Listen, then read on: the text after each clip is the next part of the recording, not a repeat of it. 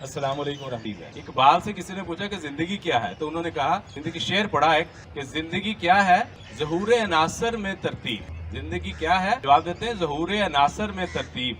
मौत क्या है, इन्हीं अज़ा का परेशान होना। तो वो कौन से अज्जा हैं जिनके परेशान होना जिंदगी को खत्म करते थे? जिंदगी का उल्ट मौत है, और मौत की तरफ जिंदगी को जो चीज लेके जाती है वो बीमारी है। हम मॉडर्न दौर में रहते, मॉडर्न दौर की बीमारियां भी मॉडर्न है। इस पर जब रिसर्च होती है, जो दुनिया का सर्वे है वो ये कहता है कि जो दुनिया में सबसे ज्यादा जो बीमारी जिंदगी की दुश्मन है, उनमें ऑन टॉप नंबर 1 के ऊपर दिल की बीमारियां, दिल और खून की नाली की बीमारी, कार्डियोवैस्कुलर डिजीज इनको कहा जाता है, हार्ट अटैक, फालज। दूसरा नंबर कैंसर का आता है, उसके बाद डायबिटीज और बहुत सी बीमारियां। ये जो सारी बीमारियां हैं, इनको मॉडर्न इलनेसेस भी कहा जाता है, इनको सिंड्रोम एक्स भी कहा जाता है, इनको मेटाबॉलिक सिंड्रोम भी कहा जाता है, इनको नॉन कम्युनिकेबल डिजीजेस भी कहा जाता है टेक्निकल टर्म के अंदर, और इनको लाइफस्टाइल डिजीजेस भी कहा जाता है। हमारा जो बीमारी को सोचने का, हमारा जो बीमारी को देखने का तस्वुर है, वो तकरीबन 100 साल पुराना है। हम ये परसीव करते हैं कि जी बीमारी जब आएगी, 100 साल पहले ये सोच होती थी कि जब बीमार होंगे तो अलामत आएंगी, जब अलामत आएंगी, सिम्टम्स आएंगी, तो डॉक्टर या हकीम के पास जाएंगे, वो मेडिसिन देगा और मैं ठीक हो जाऊंगा, तो लिहाजा टेंशन लेने की क्या जरूरत है। आज की बीमारियां, ये मॉडर्न इलनेसेस, ये लाइफस्टाइल डिजीजेस, ये मेटाबॉलिक डिसऑर्डर जो हैं, वो ये बिल्कुल भी नहीं है। इन बीमारियों को डेवलप होने के लिए 10 साल का टाइम लगता है, 10 ईयर्स। उस दौरान में इंसान बिल्कुल सेहतमंद होता है, इंसान को पता भी नहीं होता कि मेरे अंदर बीमारी चल रही है। ये बड़ी चालाक हैं, बड़ी तेज हैं, ये बहुत ये मॉडर्न है, बहुत तेज हैं, बहुत चालाक है, ये पता ही नहीं लगने देती। सर 80% तक दिल की जो खून की नाली है वो ब्लॉक होते हैं और इंसान बिल्कुल सेहतमंद होता है। कोई भी कहते हैं ना, हम आमतौर पे देखते हैं सबसे ज्यादा लोग तो दुनिया के अंदर ज़्यादा हार्ट अटैक की वजह से मरते हैं। हम देखते हैं ना, हमारे इर्द गिर्द भी कोई बंदा फोटो के रात को बड़ा अच्छा खासा सोया था, खाना खा के अच्छा खासा हंसता बसता सोया था, लेकिन सुबह अचानक हार्ट अटैक हुआ, मर गया। तो वो अचानक नहीं हुआ, वो 10 साल से प्रोसेस चल रहा था, रुकावट थी, बस वो ब्लॉकेज टूटी और वो उसकी डेथ हो गई। इसी तरह से फालिज, अच्छा खासा आदमी होता है, यकना फालिज कहते हैं, हो जाता है, कहते हैं अच्छा खासा भला चंगा बंदा था, क्यों फालिज हो गया? तो वो बीमारी पहले से चल रही होती है, ये मेटाबॉलिक डिसीज। कैंसर को डेवलप होने में 10 साल का टाइम लगता है, लेकिन जब अलामात आती हैं तो उस वक्त बहुत देर हो चुकी होती है। लेकिन इनकी कोई अलामत आमतौर पे नहीं होती, लेकिन इनकी निशानियां जरूर होती हैं। इनकी निशानियों को देखना, उनको आइडेंटिफाई करना बहुत जरूरी है, लेकिन वो आम तौर पे लोगों के इल्म में नहीं होती। इनकी निशानियों को जानने के लिए हमें इनका इल्म चाहिए, हमें अवेयरनेस चाहिए। इन बीमारियों का इलाज, इनकी एहतियात है, इनका नॉलेज, इनके इलाज है। हमने सब पढ़ लिया, हमने सब देख लिया, हर चीज के ऊपर मास्टर हो गए। एक चीज जिसको नहीं स्टडी किया, वो जो सबसे कीमती चीज है, जो अपनी जिंदगी, अपनी सेहत है, उसको स्टडी नहीं किया। वो बुल्ले शाह ने कहा था कि पढ़ पढ़ आलम फाजल होया, कभी अपने आप नूं पढ़िया ही नहीं। जा जा वड़दा मंदिर मसीते, कभी मन अपने विच वड़िया ही नहीं। कहता एम भी रोज शैतान नाल लड़दा है, कभी नफ्स अपने नाल लड़िया ही नहीं। कहता बुल्ले शाह आसमान दियां उड़दियां फड़दा है, जिहड़ा घर बैठा उन्होंने फड़िया ही।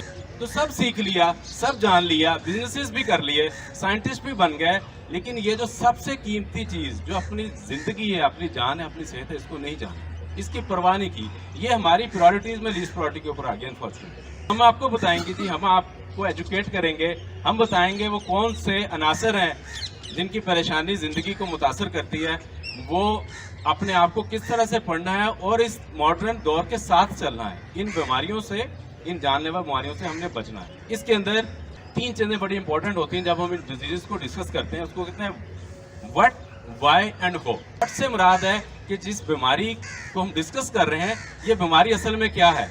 व्हाई से मुराद है कि ये क्यों पैदा होती है। हाउ है कि इसको किस तरह से इलाज करना है।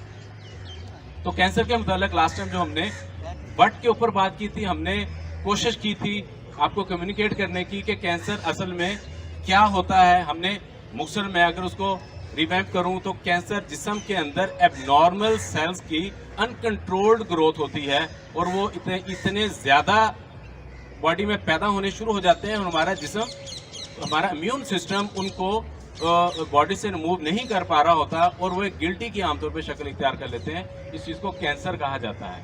हमारे जिस्म में रोज़ाना 1 अरब से ज़्यादा नए खुलिये बनते हैं और इतने खुलियों की डेथ भी होती है। एक बैलेंस कुदरत ने मेंटेन किया हुआ है और 10,000 से ज़्यादा हर इंसान के जिस्म में रोज़ाना कैंसर सेल्स भी बनते हैं और वो हमारा इम्यून सिस्टम उनको रिमूव भी कर रहा होता है। प्रॉब्लम तब आता है जब बॉडी को अब्यूज बॉडी का बढ़ जाता है, जब कैंसर सेल ज़्यादा बनने शुरू हो जाते हैं और इम्यून सिस्टम की ताकत कम हो जाती है तो वो कैंसर की शक्ल इख्तियार करती है। कैंसर की बीमारी जो है ये एक सांप की तरह है। जिस तरह से सांप का कहते हैं कि आधे लोग तो सांप के खौफ से मर जाते हैं और आधे लोगों को शायद सांप का जहर मारता है। कैंसर का खौफ बहुत ज्यादा हो गया और इसके खौफ से ही, या अगर हम ऑन द अदर वर्ड करें, अनफॉर्चुनेटली कैंसर को ट्रीट करने के लिए जो हमारा करंट हेल्थ केयर सिस्टम है, जिसको हम मॉडर्न मेडिसिन कहते हैं या वेस्टर्न मेडिसिन सिस्टम कहते हैं, अनफॉर्चुनेटली इन मेटाबॉलिक डिसऑर्डर्स या इन नॉन कम्युनिकेबल डिजीजेस को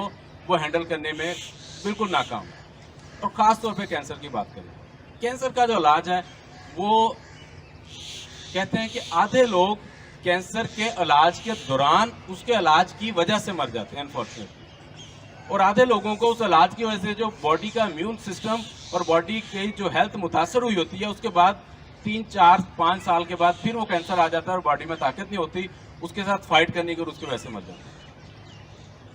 तो जो इम्पोर्टेंट चीज़ है, इसका नाम क्या है? लाइफस्टाइल की बीमारी है। नाम क्या है? Non communicable disease, metabolic disorder है। इसको हमने समझना है कि क्या मेटाबॉलिक के अंदर, मेटाबॉलिक क्या है? हमारे ये इंजन की सेहत मेटाबॉलिज्म है। ये हमारा इंजन है, मैं कहता हूँ। ये दिल, फेफड़े, गुर्दे, मैदा आते ही हमारा जैसे गाड़ी का इंजन है, ये हमारा इंजन है। इस इंजन के अंदर लाखों की तादाद के अंदर केमिकल रिएक्शंस हर वक्त हो रहे हैं, तब भी हम जिंदा हैं और अपने फंक्शंस कर रहे हैं। तो इस इंजन की जो खराबी है उसका नाम मेटाबॉलिक डिसऑर्डर है। तब मेटाबॉलिज्म डिस्टर्ब होता है। तो आज हम वाई पे बात करेंगे, कैंसर क्यों होता है। 3 चीजें आप याद कर लीजिए, 3 चीजें बुनियादी चीजें अपने ज़हन नशीन कर लीजिए। एक है टॉक्सिसिटी, दूसरा है डेफिशिएंसी और तीसरा है स्ट्रेस। 3 बुनियादी चीजें। टॉक्सिसिटी से मुराद है किसी चीज का जहरीलापन, किसी चीज का जहर होना, बॉडी को किसी चीज का डैमेज करना, that is called toxicity. Deficiency से मुराद है खुराक के अंदर, हमारी खुराक में मौजूद वो ज़रूरी अनासर जो कुदरत ने ज़रूरी रखे हैं, जिनको लेना हमारे लिए ज़रूरी है, उनमें से कुछ की कमी होना, ये डेफिशिएंसी है। और स्ट्रेस आप लोग बहुत बेहतर जानते हैं स्ट्रेस क्या है। आज का इंसान एक परसिस्टेंट क्रॉनिक स्ट्रेस के अंदर हर वक्त अवेलेबल है, इमोशनल स्ट्रेस। तो टॉक्सिसिटी से हम कहते हैं, लास्ट हमने थोड़ी सी बात की थी, टॉक्सिसिटी के अंदर जो ज़रूरी चीज़ें हैं उनमें ऑन टॉप रेडिएशन, शुआएं। तो शुआएं सर, दुनिया को 3 चीज़ों ने, अभी तकरीबन इन 3 चीज़ों ने अपने शिकंजे में लिया हो। शुआएं या रेडिएशंस, सेकंड केमिकल्स, और थर्ड नंबर के ऊपर है जेनेटिकली मॉडिफाइड ऑर्गेनिज्म, GMO। इन 3 चीज़ों की टॉक्सिसिटी तकरीबन हर इंसान मुतासर हो। शुआएं क्या हैं, रेडिएशंस क्या हैं? Ultraviolet radiation, X rays, gamma rays, microwave radiation, और उसके अलावा इलेक्ट्रोमैग्नेटिक, जिससे हम बहुत ज़्यादा मुतासर हैं, जिनसे हमारा बहुत ज़्यादा इंटरेक्शन है, वो हमारे मोबाइल की शुआएं हैं। मोबाइल की रेडिएशन, मोबाइल के टावर से निकलने वाली रेडिएशन, जिन लोगों के घर मोबाइल टावर के आसपास होते हैं वो उससे बहुत ज़्यादा मुतासर होते हैं। मोबाइल फ़ोन का जो सिग्नल रिसीव करता है वो वाली रेडिएशन, वो शुआएं। Mobile phone wifi radiation extremely harmful है हेल्थ के लिए। ब्लूटूथ की रेडिएशन, मोबाइल फ़ोन की, टेलीविज़न की और कंप्यूटर की LCD से जो निकलने वाली शुआएं हैं, ये वाली शुआएं, और बहुत सी शुआएं। लेकिन मोबाइल, कंप्यूटर, टेलीविज़न, इनके साथ आप खुद सोच लीजिए थोड़ी देर के लिए कि आप 24 घंटों में से कितने घंटे इनके साथ गुजारते हैं, कितना टाइम आपके साथ इनके साथ। सेकंड नंबर पे केमिकल्स की अगर हम बात करें, केमिकल अब्यूज़ जो है वो बहुत ज़्यादा है इस वक्त। हमने बात की थी केमिकल्स सिगरेट स्मोक की लास्ट टाइम बात की थी। सिगरेट स्मोक जो होता है, सिगरेट का धुआं, उसके अंदर 5000 से ज्यादा, एक जगह पे लिखा हुआ था 7000 एक्सट्रीमली हार्मफुल केमिकल होते हैं एक स्मोक के अंदर। एक फर्स्ट हैंड स्मोक है, एक सेकंड हैंड स्मोक है। मैं पी रहा हूँ, लेकिन मुझसे भी ज्यादा वो मुतासर हो रहा है जो मेरे सामने बैठा हुआ है, जो मेरे करीब का आदमी। 5000 में से 70 केमिकल्स इस तरह के हैं जो कि नॉन और कंफर्म कार्सिनोजेंस हैं। कार्सिनोजेन वो सब्सटेंस है जो सेल के अंदर जाके उसकी डीएनए को डैमेज करता है, इसको कार्सिनोजेन कहते हैं, और ये नॉन है, ये डिक्लेयर्ड हैं। अगर आप WHO की या UN की वेबसाइट के ऊपर जाएं तो उसके ऊपर उन्होंने सारी लंबी लिस्ट भी दी हुई है, वो कौन से नॉन और कंफर्म कार्सिनोजेन है। हर केमिकल कार्सिनोजन नहीं होता, लेकिन जो नॉन और कंफर्म है वो लिस्ट है। उसमें 70 सिगरेट के अंदर केमिकल्स ऐसे हैं जो कार्सिनोजन है, जो सेल को डैमेज करते हैं। केमिकल किस तरह से डैमेज करता है? 3 बुनियादी अवामिल है। या तो कार्सिनोजन होते हैं जो डीएनए को डैमेज करते हैं। लास्ट हमने डीएनए का और जीन का कॉन्सेप्ट अंडरस्टैंड किया था। वो कंट्रोल है पूरे सेल का। वो जब डैमेज होता है तो सेल की अनकंट्रोल्ड ग्रोथ होना शुरू हो जाती है।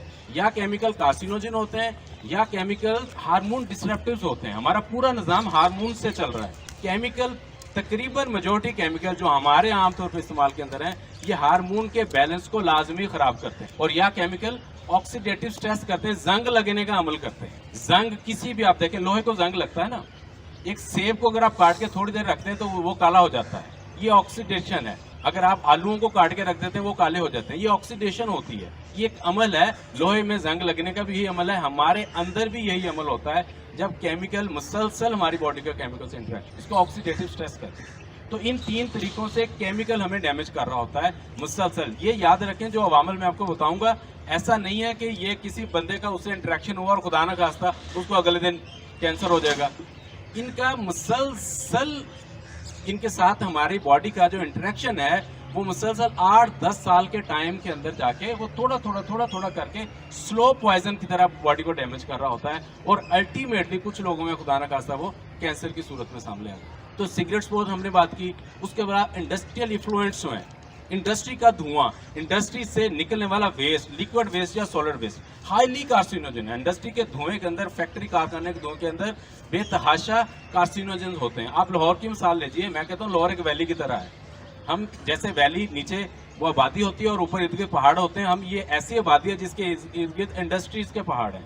ये शेखपुरा रोड, ये Gujranwala GT road, Multan road, ये फिरोजपुर रोड, आप रायबंद रोड, कोई भी ले लें, कितनी ज्यादा हजारों लाखों की तादाद में इंडस्ट्रीज हैं। वो डेली वो धुआं छोड़ रही हैं, डेली वेस्ट निकाल रही हैं। वो जाहिर है ये जो वेस्ट है ये भी कई तरीके से हमें डैमेज कर रहा है। फॉर एग्जाम्पल, ये जब पानी जमीन में अंदर जाता है तो जेर जमीन जो पानी है उसको ये पोल्यूट करता है। आर्सेनिक, आप लोगों ने सुना होगा, कंफर्म कार्सिनोजन है जो इसके अंदर, और जेर जमीन पानी में आता है वो हम पी रहे होते हैं। ये जब फसल को लगता है, हमारे यहाँ इर्द गिर्द की फसलें अक्सर इन पानी से शराब की जाती थी पहले, आप पता नहीं है या नहीं है, तो ये उस फसल के अंदर, उस खाने पीने की चीज के अंदर आ जाता है, तब हमारे समय आता है। ये दरिया या समंदर में जब जाता है तो आबी हयात को ये डैमेज करता है। ये इतना बुरा है, लेकिन इनके ऊपर कवानीन अवेलेबल है, दुनिया ने इनको आइडेंटिफाई किया हुआ है। अनफॉर्चुनेटली हमारे यहाँ ये इतने अप्लाई नहीं हो रहे। ये गवर्नमेंट का काम है। 50% तक कैंसर के इम्कानात को सिर्फ गवर्नमेंट खत्म कर सकती है, 50% तक। वो तमाम इंटरनेशनल कवानीन जो इंडस्ट्री से रिलेटेड हैं, जो केमिकल से मुतल्लिक हैं, जो सिगरेट से मुतल्लिक हैं। अब क्या मसला है, आप गवर्नमेंट कह दे कल से सिगरेट बंद है तो सिगरेट बंद हो जाएगी। मैं एज पर जो इंटरनेशनल डाटा उसकी बात कर रहा हूँ, वो कंट्री टू कंट्री वेरिएबल हो सकता है। तो 50% तक वो लिखा हुआ है कि जी 50% तक ये, अगर ये वो आप, ये अनकंट्रोलेबल फैक्टर हैं, ये वो जिनमें आपके इतना डायरेक्ट रोल नहीं। आप किसी फैक्ट्री बंद नहीं कर सकते, आप रोड पर जाते हुए धुआं छोड़ती गाड़ी को बंद नहीं कर सकते, या आप स्मोकिंग को बंद नहीं कर सकते, या आप बीड़ा और पान और ये जो चीजें उनको बंद नहीं कर सकते। ये सारे कार्सिनोजन हैं। बहरहाल हम उन पे ज्यादा फोकस नहीं करेंगे जो अनकंट्रोलेबल हैं, हम उन पे फोकस करेंगे जो हमारे कंट्रोल के अंदर, जिनमें हमारा इख्तियार ज्यादा है। तो उनके अंदर पर्सनल केयर प्रोडक्ट्स आती हैं सर। पर्सनल केयर प्रोडक्ट वो तो मेरे इख्तियार में है ना, मैं लगाऊं या ना लगाऊं। एक लम्हे के लिए मैं सिर्फ मुख्तसर ये कहूंगा, अपने बाथरूम जाके गौर से आज देख लीजिएगा, बाथरूम की शेल्फ जिसके अंदर हमने चीजें रखी होती हैं केमिकल्स, और अपने घर के ड्रेसिंग टेबल को जाके थोड़ा गौर से देख लीजिएगा, आपको अंदाजा हो जाएगा कि कितने केमिकल हम अपनी बॉडी को अप्लाई करते हैं। शैम्पू और conditioner, body spray, perfume, deodorants, ये क्रीमें, ये रंग गोरा करने वाली क्रीमें, ये सारे के सारे ये कंफर्म्ड इनमें से कुछ कार्सिनोजेनिक भी हो सकते हैं, कार्सिनोजेनिक भी हो सकते हैं, लेकिन ये सारे के सारे ये हार्मोनल डिस्ट्रप्टिव्स हैं, ये हार्मोन को डिस्टर्ब करते हैं। क्यों औरतों में इतना ब्रेस्ट कैंसर हो रहा है? ब्रेस्ट कैंसर की बुनियादी वजह हार्मोन के बैलेंस का खराब होना है। ईस्ट्रोजन हार्मोन है, जिसका बैलेंस खराब होता है तो ब्रेस्ट कैंसर होता है।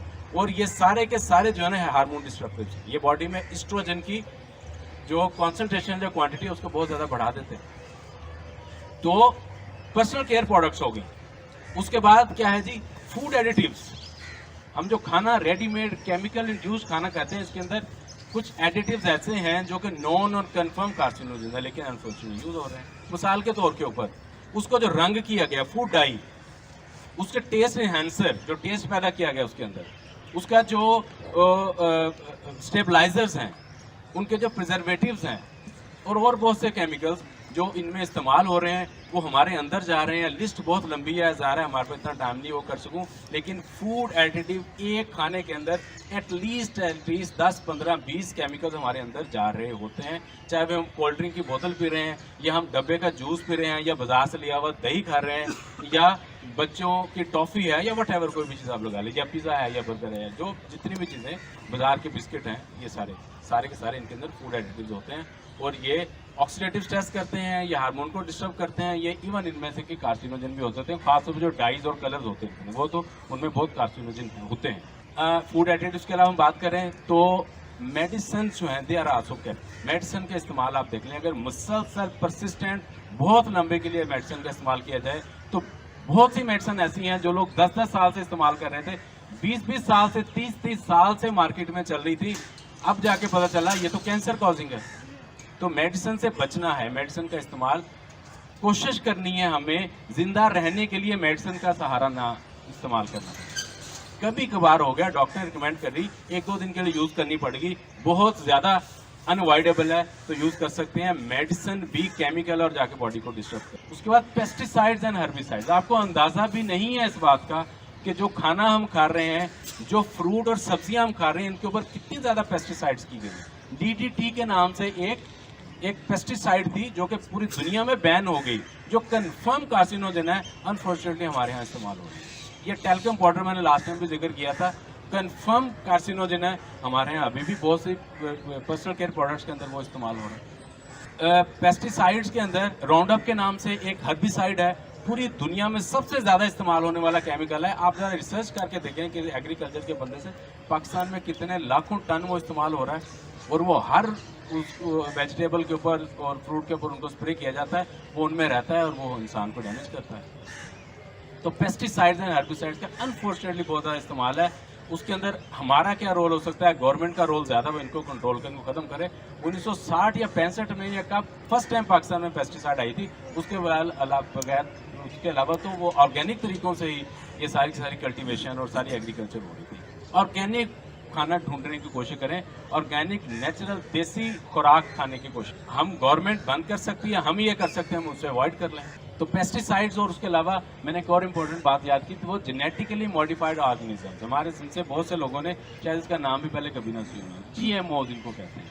ये जो सीड्स हैं, दुनिया में 2 कंपनी हैं जिनके पास पूरे दुनिया के सीड्स की मोनोपोली है। वो सीड जो है, गंदम का सीड, मकई, इसमें पाकिस्तान में जितनी भी मकई आ रही है वो सारी GMO है, जिनको आम ज़बान में हाइब्रिड कहते हैं।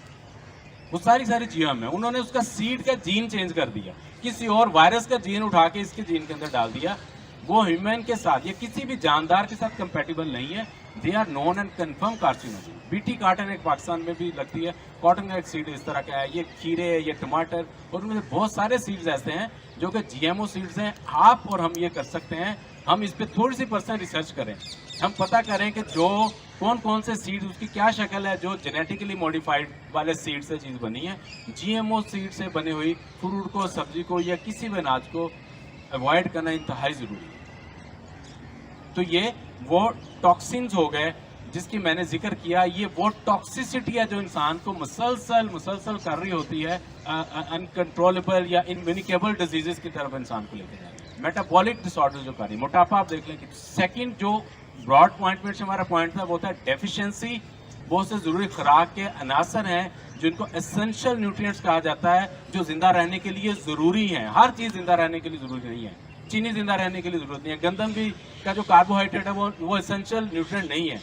लेकिन एसेंशियल फैटी एसिड्स होते हैं, एसेंशियल प्रोटीन्स होती हैं, अमाइनो एसिड्स होते हैं, विटामिन और मिनरल्स ये एसेंशियल होते हैं, ये जरूरी हैं। ये वो केमिकल है जो कुदरत ने डाले हैं नेचुरल चीजों के अंदर, इनका लेना जरूरी है।